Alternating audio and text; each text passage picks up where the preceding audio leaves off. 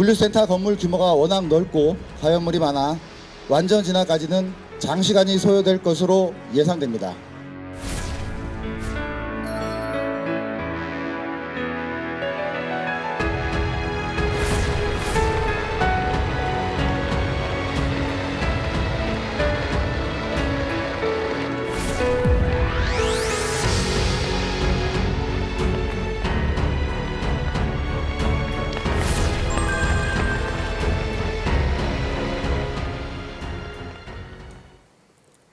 지금부터는 이재명 대통령의 행보부터 주요 정책에 대해서 자세하게 짚어보는 정책 주요 행보 정주행 시작하겠습니다. 김성환 시사평론가 그리고 윤현석 기자와 함께합니다. 어서 오세요. 네, 안녕하세요. 네. 먼저 오늘 열린 국무회의에서 인천 물류창고 화재에 관한 이 대통령의 언급이 있었습니다. 영상 확인하고 오겠습니다. 지난 주말 인천의 한 물류창고에서 대형 화재가 발생했습니다. 당국의 총력 대처로 큰 불은 잡았다는데 지금은 완전 소진했는지는 모르겠어요. 초진했다고 하는데 현장 대원들 또 인근 주민들의 피해가 최소화될 수 있도록 최선 다해 주시기 바랍니다. 네, 오늘 오전 국무회의 열렸습니다. 모두 발언 잠깐 들으셨는데요. 이재명 대통령 오늘 주 어떤 얘기를 좀 했는지 궁금합니다. 네, 일단 영상에서 보셨듯이 인천 물류창고 화재 관련해서 좀 언급을 했습니다. 이 현장 대원 그리고 인근 주민 피해가 최소화될 수 있도록 최선해달라고 이렇게 언급을 했습니다. 또 이제 이어서는요, 집중호우 폭염 대응도 좀 언급을 했는데요. 네. 대비책을 좀 촘촘하게 마련해라 이렇게 지시를 했습니다. 또 부처별 업무 보고가 좀 지난주에 진행이 됐었는데 이 부처별 업무 보고가 절반 정도 마무리된 상황 속에서 국민참여단의 지적사항을 정책에 세심하게 반영해달라 이렇게 이야기도 했습니다. 또 임기 2년 차를 맞았지 않습니까? 그래서 국정 전반의 속도를 높일 때라고도 밝혔습니다. 네. 그래서 이제 국정 속도를 높이려면 공직자가 성실해야 한다 이렇게 이야기를 하면서 네. 국민 삶에 미치는 영향을 좀 세심하게 신경 써야 한다 이렇게 이야기를 했습니다. 또 정책 전 과정을 투명하게 공개를 하는 등 국민과 소통을 해야 된다 이렇게 언급을 하기도 했습니다. 또 이제 가장 좀 중요한 게 요즘에 소득과 자산 그리고 주거, 일자리 불균형이 좀 지속되고 있다. 네. 그러면서 대응책을 좀 강구할 것을 지시를 했고요.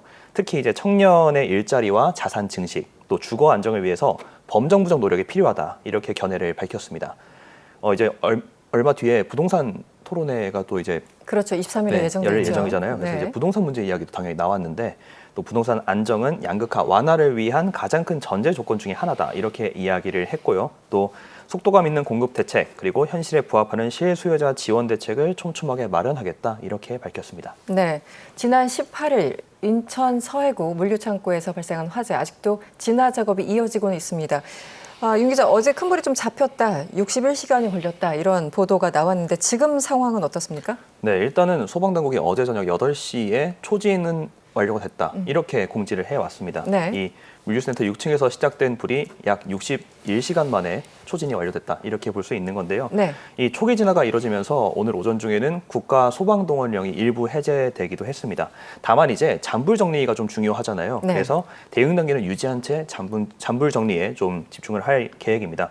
이번 화재는요, 국내 물류센터에서 발생한 화재 가운데 이제 초진이 가장 오래 걸린 그런 사례로 좀 남았습니다. 네. 근데 조금 약간 어떻게 표현해야 될지 모르겠지만 이전 기록 역시 쿠팡 물류센터였어요. 아, 그렇군요. 네, 이 5년 전에 이천 덕평 물류센터에서 발생했던 화재가 네. 55시간이었습니다. 그래서 이번 화재 같은 경우는 당시보다 6시간이 더 걸렸다 이렇게 볼 수 있고요.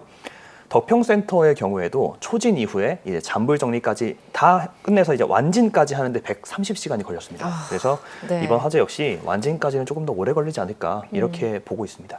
윤 기자, 어제 직접 화재 현장에 다녀왔습니까? 네, 그렇습니다. 예, 당시 좀 상황을 설명해 주시면 어떨까요? 네, 일단 직접 제가 현장에 가서 둘러보기도 하고 또 소방 브리핑까지 같이 좀 참석을 해봤는데요.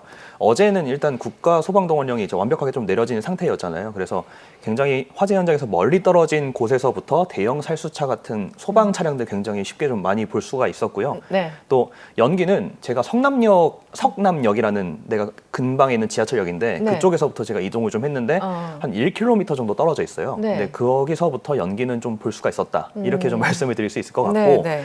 날씨가 어제도 좋지도 않았습니다. 그렇죠. 비가 계속 네, 부슬부슬 내리고. 많은 비가 네. 확 내렸다가 또 그치기도 하고 네, 그러면서 또 비가 내렸다 그치면 습하잖아요. 그렇죠. 굉장히 습한 그런 날씨였는데 그러다 보니까 또 우비를 입고 또 활동을 하고 이동을 하다 보니까 굉장히 좀 어려움이 많았습니다. 좀 체력적으로. 네, 체력적으로 어려움이 많았는데 또 소방공무원분들은 방화복을 입고 계시잖아요. 그럼요. 네. 방화복이 또 제가 체험을 과거에 해봤었는데 굉장히 덥고 갑갑하고 무겁고 무겁고. 이동하기 힘들고 정말 5m만 걸어도 땀이 비 오듯이 쏟아지는 그런 상황인데 그 상황 속에서도 정말 불을 잡기 위해서 네. 좀 이렇게 힘을 쓰시는 모습을 보고 또 네. 소방공무원들에 대한 굉장히 노고와 이런 것을 네, 또 감사를 할 수 있는 그런 기회였다. 이렇게 좀 얘기를 할 수 있겠습니다.